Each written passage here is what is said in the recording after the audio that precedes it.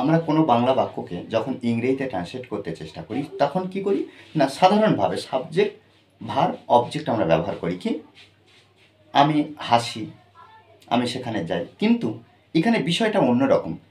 একজন ব্যক্তি যে নিজে না কাজ করে অন্যকে দিয়ে কাজ করাবে, এক্ষেত্রে আমরা কিভাবে ইংলিশে বলবো? দেখো এখানে কি, আমি লিখি, আমি কি ওকে দিয়ে লেখাই, অর্থাৎ কি আমি লিখি না, আমি সাবজেক্ট, আমি কাজ করি না, আমি অন্যকে দিয়ে কাজটি করিয়ে নিই। তাহলে কি, আমি চুল কাটি, আমি চুল কাটাই, অর্থাৎ চুল কাটি।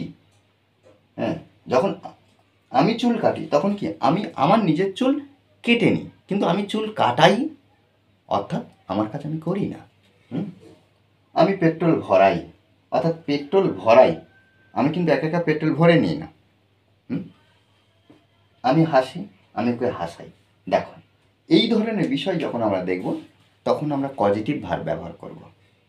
অর্থাৎ যে ভার্ব, অর্থাৎ যে কাজ, যে সাবজেক্ট থাকবে সে নিজে না করে অন্যকে দিয়ে করাবে।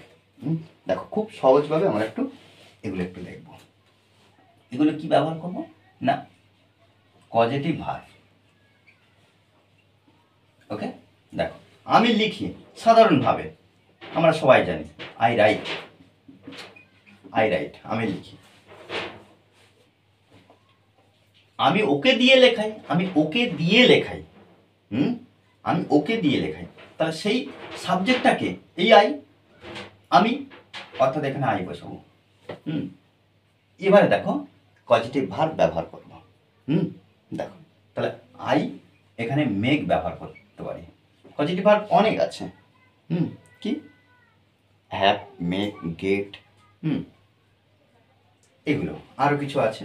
আমরা আজকের এখানে মেক আর গেট নিয়ে আলোচনা করব। পরের ক্লাসে অন্যান্য পজিটিভ ভার্ব নিয়ে আমরা দেখব। দেখো আই মেক, দেখো এটা পজিটিভ ভার্ব সাবজেক্টের পরে বসানোর পরে কাকে দিয়ে করাচ্ছে, কে কাজটি করছে, ওকে ওকে ওকে। তাহলে হিম, হিম ছেলেদের ক্ষেত্রে, অথবা হার। ওকে, তাহলে I make him or her. এবারে কাজটা বসাতে হবে, সেটা প্রেজেন্ট ফর্মে, রাইট। ওকে, দেখো এভাবে কিন্তু আমরা এই বাক্যগুলো পড়তে পারি। দেখো তারপর কি, আমি চুল কাটি, আমি চুল কাটি। তাহলে দেখো I cut my hair, my hair, I cut my hair, হ্যাঁ, বা আই কাট হেয়ার, আমি চুল কাটাই। দেখো এখানে আমরা কি করব, একইভাবে আই, তারপরে আমরা পজিটিভ ভার্ব ব্যবহার করব, আই গেট ট্রিম ব্যবহার করতে পারি, ট্রিমড, ট্রিমড। ওকে, তাহলে I get my hair cut অথবা ট্রিমড। দেখো এখানে পজিটিভ ভার্ব ব্যবহার করলাম, আর এখানে দেখো, এখানে যেমন দেখো কাকে দিয়ে করিয়েছি, আমি কাকে দিয়ে লিখিয়েছি, সেই অবজেক্টটা আমরা এখানে বসিয়েছি। আর এখানে দেখো এই যে মাই হেয়ার, আমি কি কাটিয়েছি, চুলটা, এখানে দেখো সেই অবজেক্টটা আমরা ব্যবহার করেছি।